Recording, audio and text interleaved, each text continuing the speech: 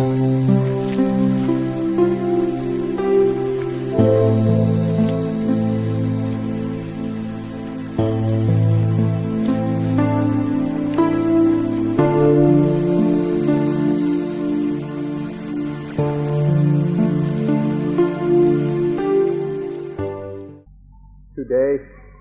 I'd like to speak together on the topic of what aspect of Buddhism ought we to study?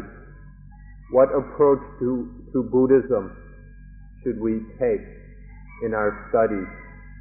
I'd like to discuss this because now there are dozens of different kinds of Buddhism in different forms, different various cultural traditions which are circulating around in the world today.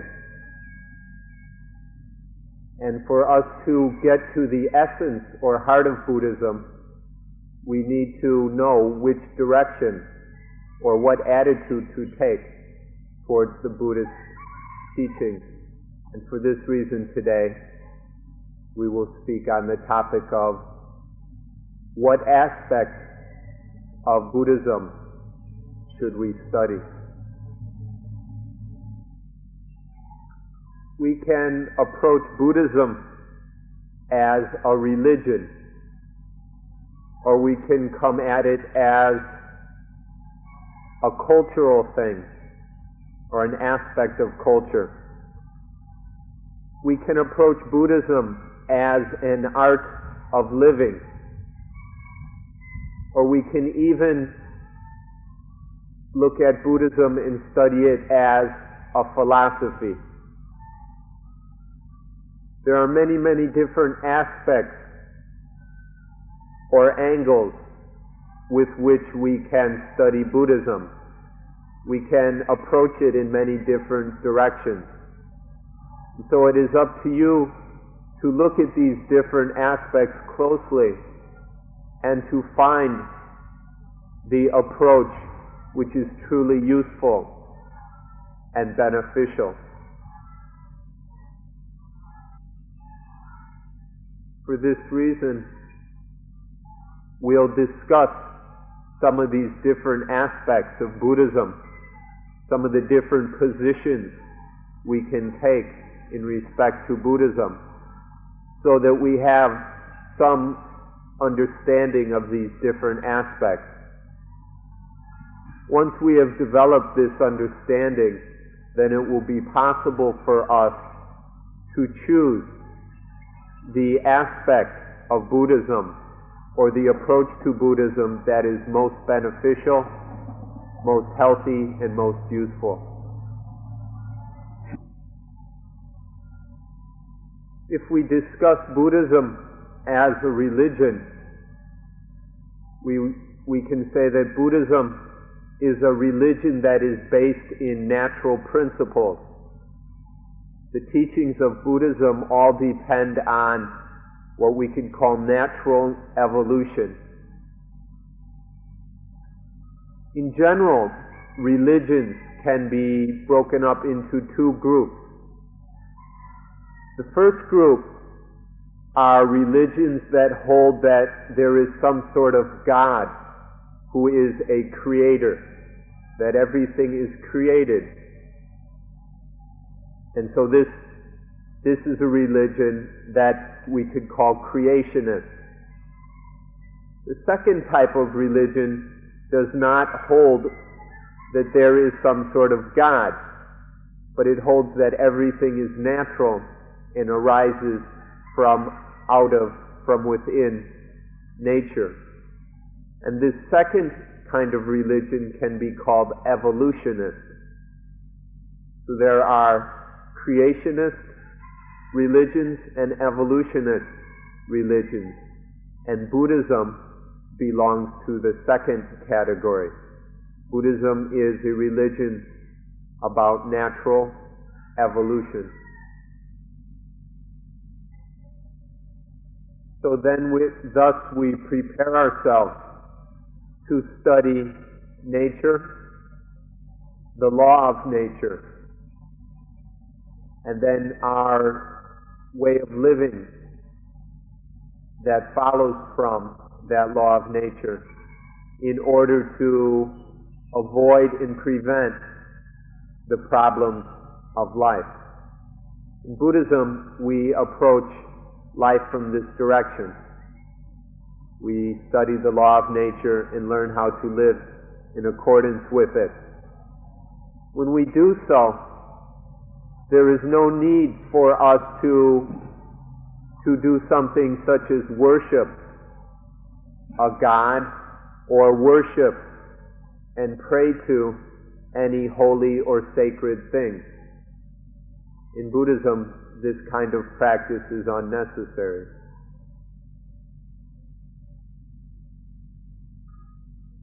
The second approach is Buddhism as culture. In the history of the human species, which stretches over the last 8,000 or 10,000 years, we have seen a lot of development and progress on the physical level, in man's dealing with the environment, and also man's development of our own bodies. There is also a development and progress in terms of the mind, of the intellect, and we've witnessed a great many changes in this area as well. And further, there is a third line of development which has been happening throughout the history of mankind. And this we can call the progress of, or evolution of, sati panya, mindfulness and wisdom, which is the understanding of the fundamental truth of life. These three lines of development have been carrying on throughout our history and have developed to a certain degree. The highest that these had developed to before the Buddha's time, especially in the third way, was the belief or understanding that there was a universal soul, that all was one. And so there was the idea of a universal soul. This was the highest belief that existed. But then Buddhism came along as the pinnacle of this cultural development, especially in the area of mindfulness and wisdom. It's the most recent development in this line. And what Buddhism said is, even that universal soul, which everybody thought was the highest thing, Buddhism says there's no such thing. In all of this life, all this world, there is no such thing as a soul, as an individual self, any kind of eternal, permanent God. None of these things exist. And so in this way, Buddhism has transcended all the previous developments in the spiritual line. And so this is why we say, as a culture, Buddhism is the pinnacle of cultural progress. Now we come to the third approach to Buddhism, which is Buddhism as art. As we just mentioned with culture, we can see in Buddhism as art that there are three lines or three levels. The first is the physical material level. The second is the purely mental level. And the third is the level of sati panya, mindfulness and wisdom. In Buddhism as art, there is a very beautiful and exquisite development which has nothing to do with material things, nor is it related to purely mental things, such as deep levels of concentration or abstract reasoning. But it exists on this third level. True Buddhist art is a very beautiful and exquisite development in which the most efficient and skillful techniques available, or arts, or skills, have been developed in order to free life from the thing we call dukkha. Dukkha we can translate as pain, suffering, dissatisfaction, frustration, grief, anguish. Buddhism as art is the very beautiful means by which we remove all this dukkha, all the pain, all these problems and dissatisfactions from life. And so this is the meaning of Buddhism as art. Now, if you were to go to the library or a bookstore and find a book on Buddhist art, it would probably be a very confused thing that is only talking about sculpture or Buddhist architecture, various buildings, Buddha images, paintings, and things like this. This is a very low and crude understanding of Buddhist art, and it misses the entire point. The real beauty, the real skillfulness in Buddhism is not on this material level, but it is in the line of mindfulness and wisdom, which is developed in a very exquisite and marvelous way, so that there is no dukkha in life. There are probably many of you who are artistic or have an artistic bent. And for those of you who do, we encourage you then to pursue this Buddhism as art on the highest and most profound level. Don't settle for a purely material Buddhist art, but come to understand and explore the supreme and most highly developed Buddhist art, which is an artistic, skillful means by which suffering and pain or mental defilements such as greed, anger, confusion, fear, and worry cloud the mind, where these things, the suffering and these defilements, are removed from the mind, where the mind, the heart, is cleansed of these unnecessary things. Or we can say Buddhist art is the means by which, or the skills by which ignorance and stupidity are removed from the mind, where the mind drops its foolish misunderstanding and develops in wisdom.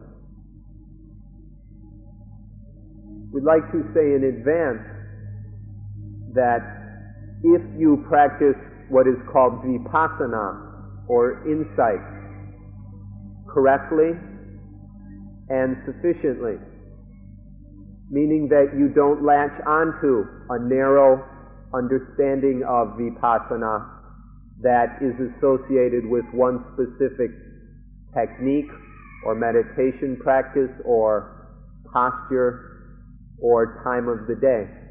But if you have a thorough and complete understanding of vipassana and then practice that adequately, then that will be Buddhist art, because that correct vipassana or insight will be the means by which life is freed of dukkha. Through vipassana, life is no longer clouded and disturbed by the defilements of greed, anger, worry, hatred, fear, possessiveness and selfishness. And lastly, by vipassana, all ignorance will be destroyed, so that life is lived purely on the level of satipanya, mindfulness and wisdom. Fourth, we'll look at Buddhism as science. Science, of course, is something very, very important in the modern world. And many of you may actually be scientists of one sort or another, having studied some field of science in your educational past. We'd like to point out to you that Buddhism is a complete science, and that it is something completely and truly scientific. It follows from and is based in scientific principles. What we mean by this is that we take something real that genuinely exists. We don't, say, for instance, work with a hypothesis. We don't deal with abstract things that exist only in our imaginings. But we take real things which are arising in life and study those. We study them and experiment with them until we develop the knowledge of what that thing is, what it is like, until we know that thing completely. We will know the cause that brings that thing into existence. We will understand what there is about that thing which is undesirable, which is unnecessary and destructive. And then we will know the way or means for removing that destructive aspect of whatever thing it is we are studying. So Buddhism is a science, and it exists on these four basic scientific principles by which we study the reality of things rather than our ideas and theories about them. And so in this way, by following this approach, each of you can become a Buddhist scientist by following Buddhism as a science. This is something that is greatly needed in the world today. We need to use science in this truly scientific way, which is Buddhism. Fifth, we can study Buddhism as truth, as the ultimate truth of nature. This means studying until we come to four levels or four basic facts. The first is the fact of nature itself, the clear seeing and understanding of this thing we call nature, which includes everything. The second is the law of this nature. There is a fundamental principle that governs all of nature. Third, there is the duty of living and practicing in accordance with that law. This is the duty of all natural things, or all natural phenomena. And fourth is the result that arises through that practice according to the law of nature. These four facts will arise through studying Buddhism as the ultimate truth of nature. It's one truth, and we can see this one truth in these four aspects. The most important one of which is to see the duty that each of us has in relationship to the law of nature. By fully understanding this fact and living our lives accordingly, by practicing in harmony with the law of nature, that will give rise to the most desirable fruit or goal that there is in life, which is the end of dukkha, which is the elimination of all dissatisfaction, pain, conflict, and tension from human experience.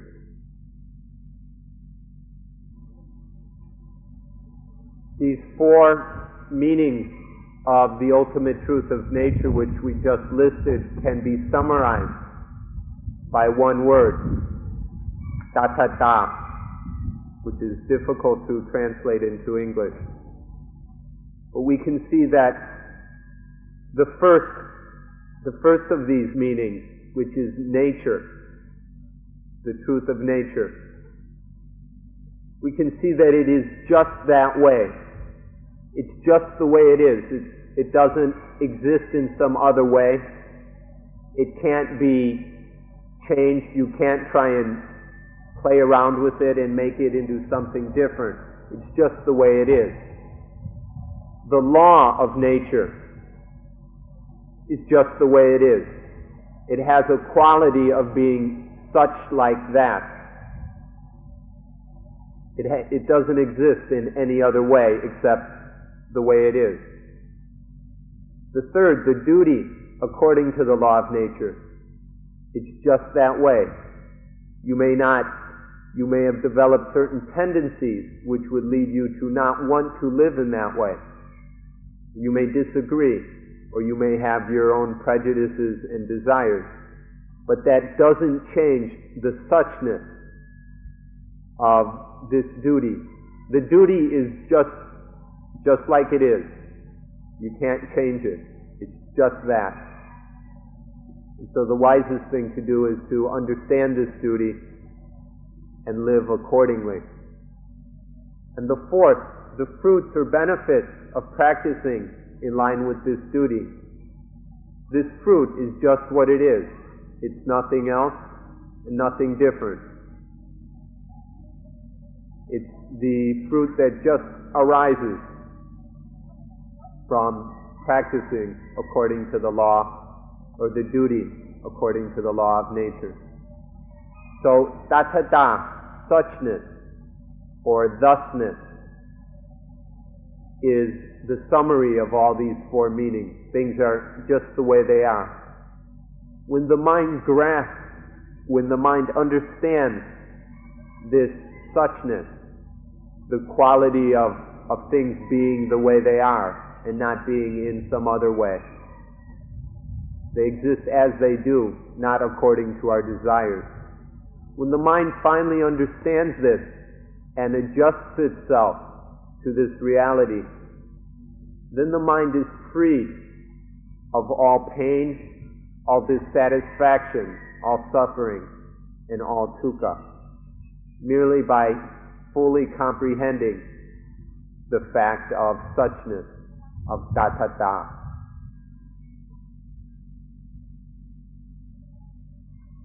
The next approach to Buddhism is Buddhism as morality.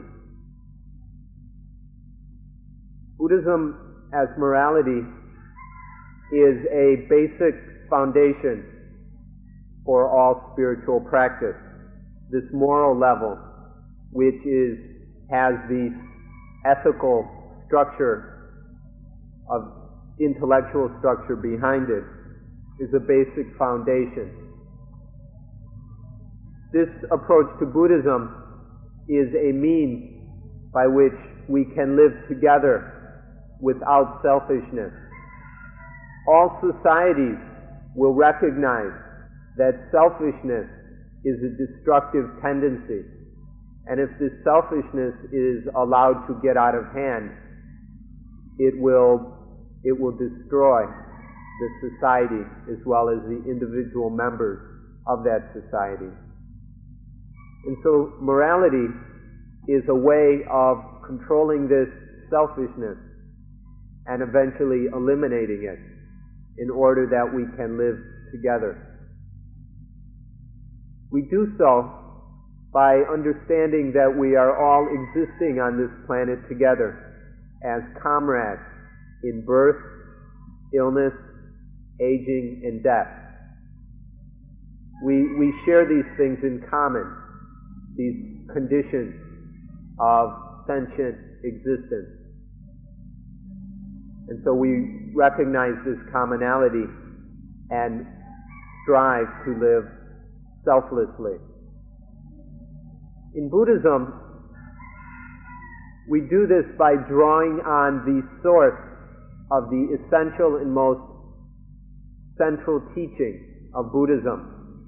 Morality is not itself the essential teaching of Buddhism. The essential teaching is about tathata, suchness, which we just mentioned, or about sunyata, voidness, the fact that all existence is void of anything that we could call a self or a soul, that there is nothing that we can legitimately call I or mine.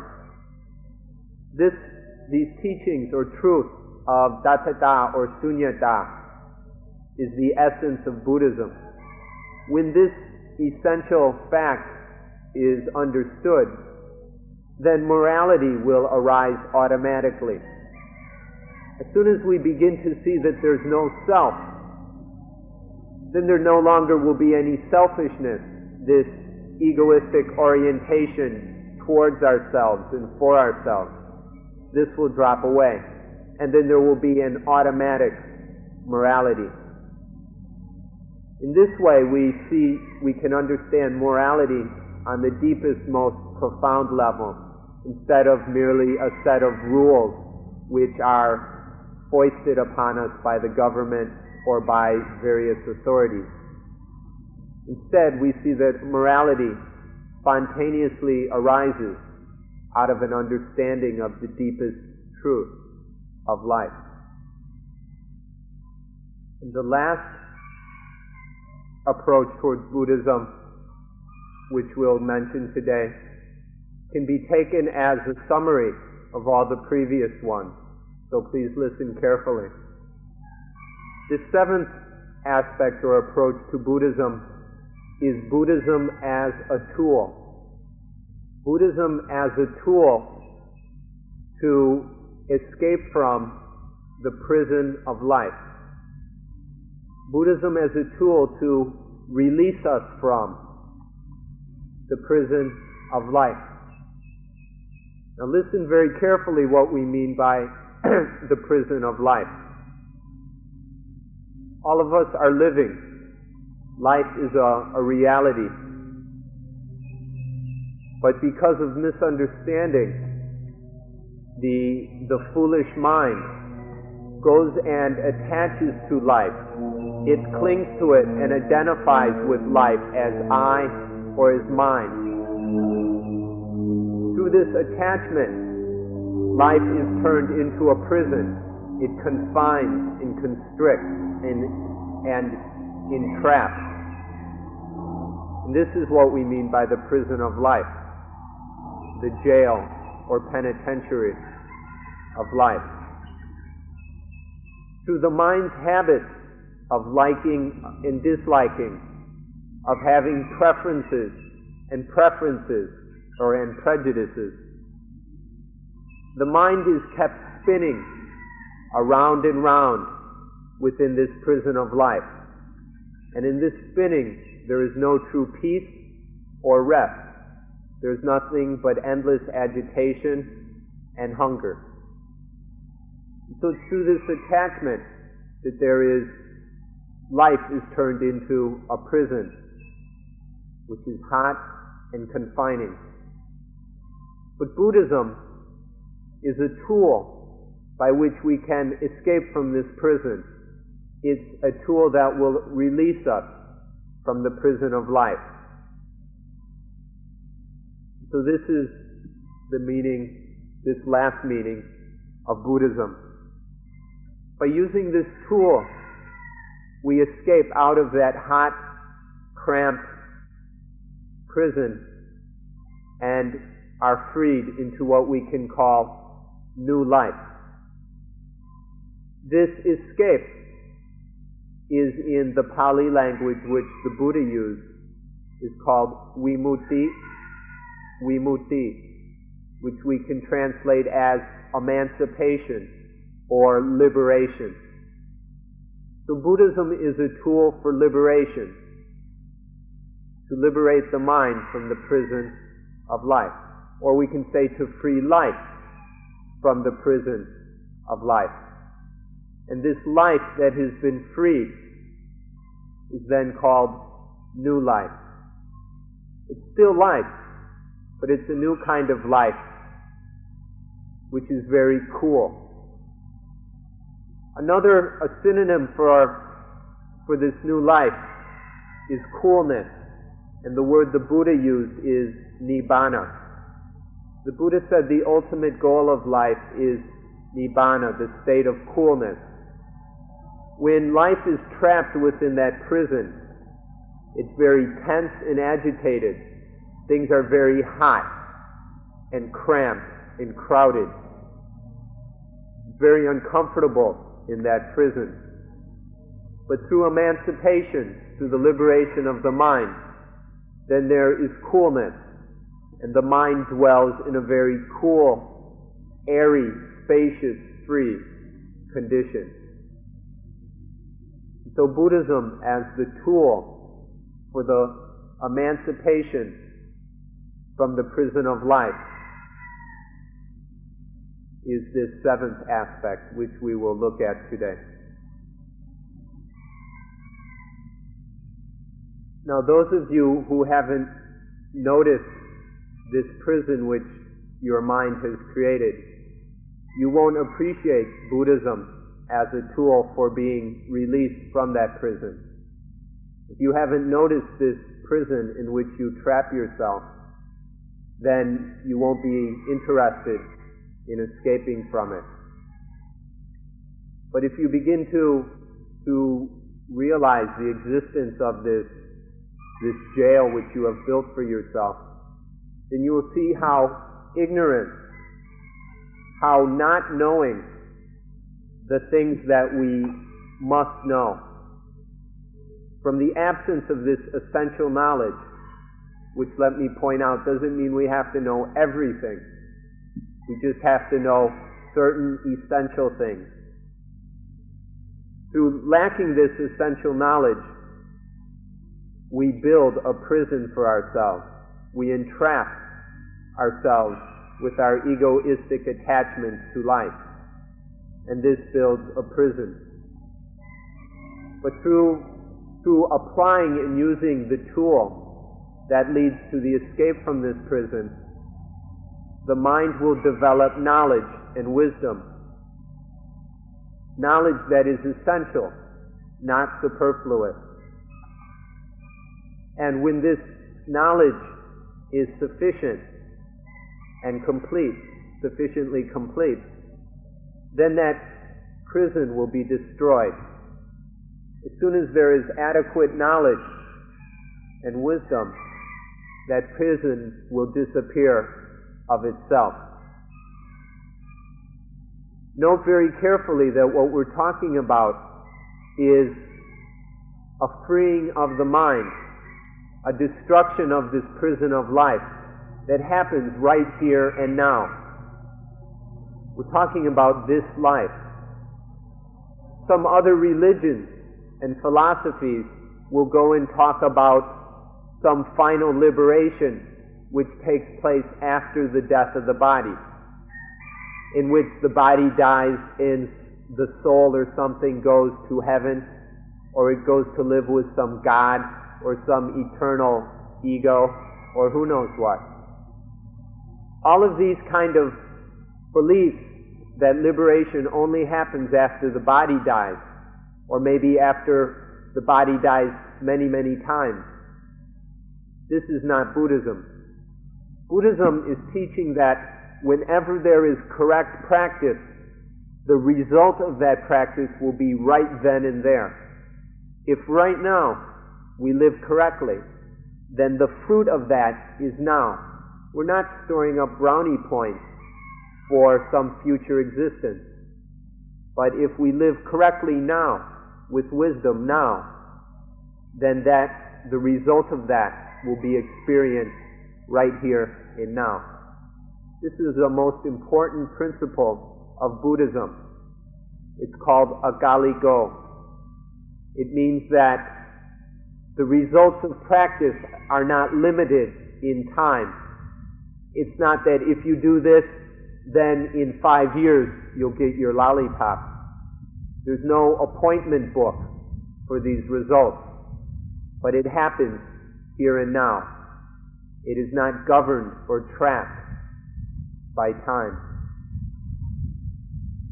So the release from this prison arises automatically when there is sufficient knowledge, and then the mind can be released right here in this life. So we don't even have to get off on the subject of future lives. We're only talking about the present reality. This is where we are, and this is what we can work with. So by understanding this present reality wisely, then the mind can be freed from it, and there will be no dukkha, no suffering or unsatisfactoriness within this reality. We'd like to give you a special added bonus, which is number 8. Because we're worried that you might have a little misunderstanding. This is regarding the difference between Buddhism as a philosophy and Buddhism as a science. We've already talked about how Buddhism is a science and is completely scientific in every respect. But we'd like to respond to the common misunderstanding of many Europeans and North Americans, or Farang, as is said in Thai. All these Farang go and write books about Buddhism as a philosophy. And you can read many, many books about Buddhism as philosophy or Buddhist philosophy. And without exception, all of these guys have missed the point. When we approach Buddhism as philosophy, we are not using it properly. It's like using a fork to eat soup. You won't receive any benefit from doing it. It won't be successful, and you won't accomplish your goal. This word philosophy originally meant the love of wisdom, and if we understood that properly in its original sense, then that might have some relevance to Buddhism. But nowadays, philosophy, which is limited to speculative, logical thinking, this kind of thing is not what Buddhism is about. In philosophy, philosophers deal with concepts, and they get into minute discussions of terms and relationships between terms and all that kind of stuff. This is not what Buddhism is about. As we mentioned, Buddhism is interested in reality, real things, not in abstract concepts. And so Buddhism will work with reality as it exists and study that. This doesn't involve any hypotheses. We don't have to do any guesswork. We don't make estimations or guesstimations or any of this. Just watch reality. Learn from reality. This is what Buddhism is about. It's possible to turn Buddhism into a philosophy, but then you've destroyed its essence, and you'll receive no benefit from it. You'll just get yourself caught up in all kinds of intellectual games, which will get you nowhere. You can do that if you want, if it's fun. But if you're really interested in learning the truth, then use Buddhism as a science. Work with reality. Study the reality of dukkha and learn the way of removing dukkha from human experience or from all experience. This is what Buddhism is truly about. You'll realize this truth that we just pointed out, the difference between abstract speculative philosophy and experimental science. You'll see the difference very clearly when you correctly practice vipassana. Let us emphasize this word correctly. If you're doing something that you may call vipassana, but it's incorrect, then it won't do you a whole lot of good. You may get addicted to it or something, but it won't do you much good. But if you practice vipassana correctly, according to the principles of vipassana, then you will realize this truth. The basic principle of vipassana, which you ought to know, is that the mind is prepared or made ready to look. And then that mind which is appropriate, which is prepared and ready, then it looks. It looks at reality. It observes reality. And it just keeps looking and watching and observing until it sees. This seeing is vipassana. First the mind is prepared, then it looks, and then it sees clearly. This clear seeing or insight is vipassana. It does not involve any thinking. The seeing is not thinking. It's not speculation. It's not rational, intellectual thought. Just seeing. This is vipassana. And let us point out that it's not limited to a certain time or a certain place. It's not limited to the way you're sitting or to being in a special building or in a special environment or anything like this. Vipassana is just that activity of the mind that clearly penetrates to the reality of things. When this vipassana is taking place correctly, when you understand vipassana correctly and put it into practice according to that correct understanding, then you will understand these truths automatically. Now we'd like to look at a problem that many of you have probably encountered already. If you've been traveling around Asia or have had any previous interest in Buddhism, then you've come across all the very different forms of Buddhism. If we look at Buddhism as religion, then we'll get confused by the fact that there are all these different sects and denominations and schools of Buddhism. There are more than you can count, and scholars have a lot of trouble classifying them. There's Theravada Buddhism, or the Southern School of Buddhism. There's Mahayana Buddhism, the Northern School. And then there's Zen Buddhism. There's all these different kinds of Buddhism, and we can get ourselves into a lot of headaches trying to sort out which is the real Buddhism. If we go to the library, that's not much help. We'll find books on Buddhism in Thailand, Buddhism in Burma, Buddhism in Sri Lanka, Buddhism in Japan, Buddhism in Korea, Buddhism in China, Buddhism in Tibet, and now even Buddhism in England, Buddhism in Australia, and Buddhism in America. You probably won't have time to read all these books, let alone make any sense out of them.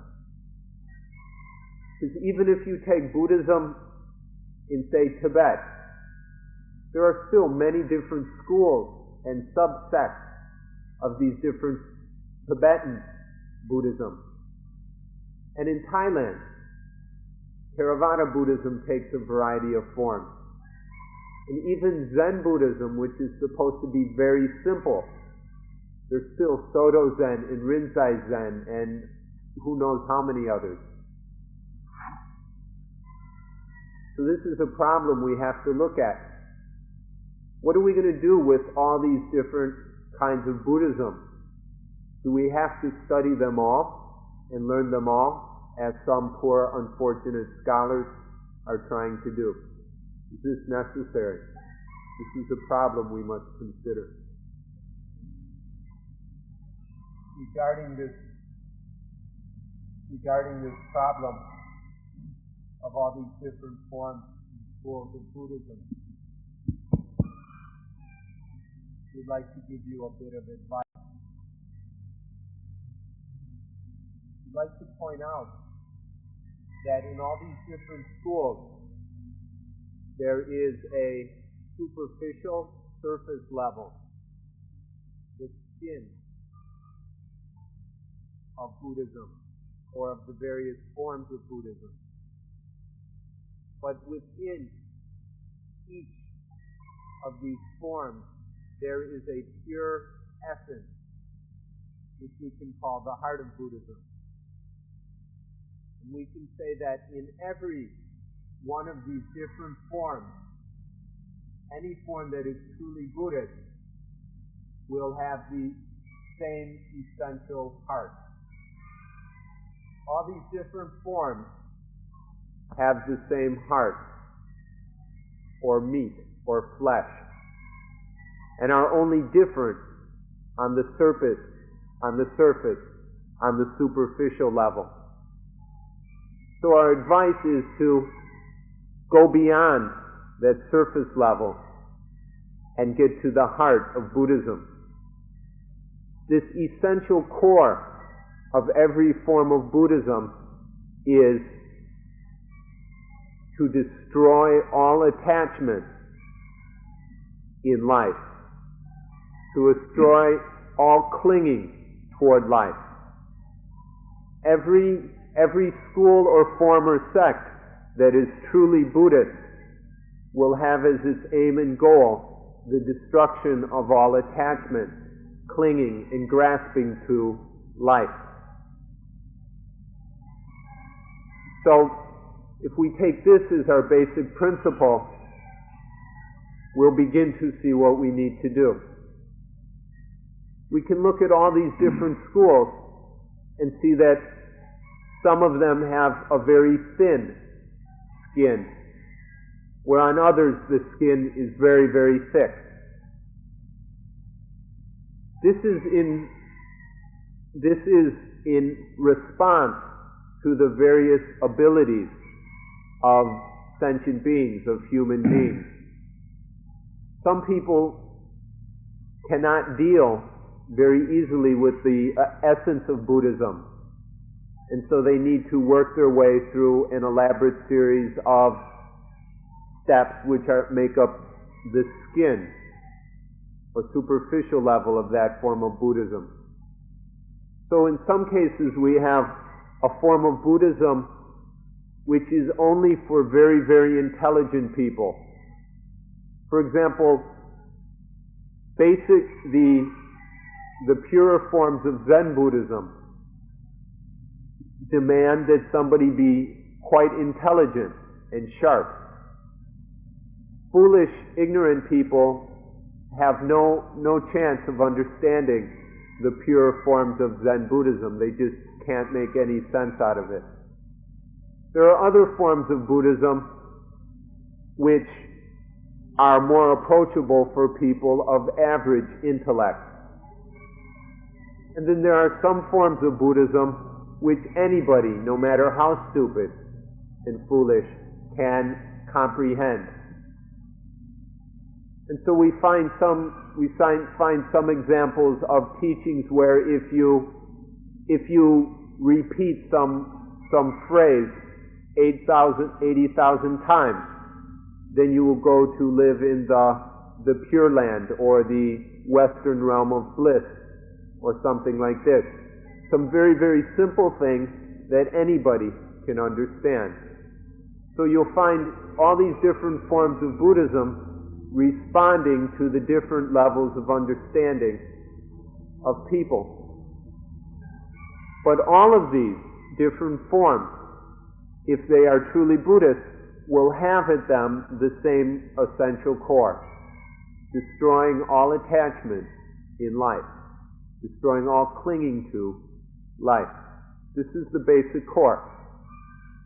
In some forms, to get to that core, you have to work through a lot of skin. And it may be very, very difficult to get to the essence of Buddhism because there's so much superficial stuff. And there are other schools or forms of Buddhism where the superficial level is not very big. It's not very important. And it's quite easy to get to the essence, to the heart of Buddhism. So, we'd like to advise you that you don't have to go and study every form of Buddhism. That'll take you a lot of time, and you'll probably never get to the essence of Buddhism. You'll just be stuck in the various superficial differences between the different schools. We'd like to advise you that if you just take one form of Buddhism, which you are sure leads to this essential core, the destruction of all attachment in life, and then just use that one school or form to actually penetrate to the heart of Buddhism and realize it, that's enough. You don't have to spend your time on all these different forms of Buddhism. Just choose one form which you can understand and which you can understand how this form will get and penetrate to the heart of Buddhism, and then practice that form until the mind realizes the heart of Buddhism. This is the advice we'd like to leave you with, so you can save time and be as efficient as possible in studying Buddhism. We don't know how much time we have, so we have to use the time we do have as wisely as possible. Finally, we'd like to summarize today's talk by saying that you can approach Buddhism from any of these different angles which we've mentioned. You can take Buddhism as a religion, Buddhism as culture, Buddhism as art, Buddhism as science, Buddhism as the ultimate truth of nature, Buddhism as morality, Buddhism as social science. You can use whichever aspect you want, but just make sure that this aspect that you use will result in your freedom from the prison of life. The aspect that is used isn't important. What matters is that in the end, not in some future life, but here in this life, that there is the realization, there is the fruit of being liberated from the prison of life. Don't get caught up in the form. Don't attach to the form, but realize the essence which is being released from the prison of life. So even all these different schools of Buddhism, Zen Buddhism, Thai Buddhism, Sri Lankan Buddhism, you don't have to, it's not the form that matters. It's realizing the essence, the heart of Buddhism, being released from the prison of life. So use a form, whatever form suits you, but make sure that you don't get tangled up in the form, but you skillfully and wisely use that form, that school, that convention, whatever it is, to realize the emancipation from the prison of life. Then the mind will be free. It will no longer be disturbed by any unsatisfactoriness, pain, or dukkha. This is the heart and core of all Buddhism, no matter what superficial form it may take. We hope that you will all be successful in penetrating and fully realizing the escape from the prison of life. For today, this ends our talk. We'll see you tomorrow.